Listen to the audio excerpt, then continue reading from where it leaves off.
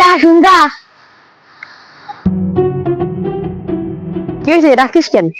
সাধু বাবা কিরম? এদি দম বেড়ে ভালো। তুই আমার কিছু খাওয়া। তুই কি খাবি? ভুবনের দোকানে তো আমাদের আইসক্রিম হয়ে যায়। তুই দিকে বয়, আমি আনতেছি।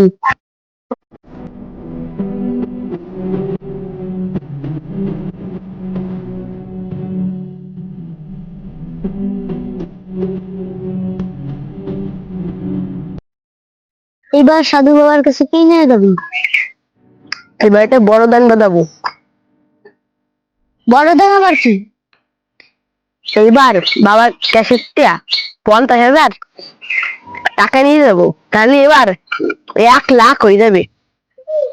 এটা যদি কোনো ঝামেলা হয়? আরে পাগল, কোনো ঝামেলা হবে না। নেই 50,000 টাকা আমার লাভ থাকবে না সেন্তিয়া, তোরে 5,000 টাকা খাবার তো কিনে দিবানি। শুনতে 5,000, আমার 10,000 টাকার খাবারটা কিনে দিবি।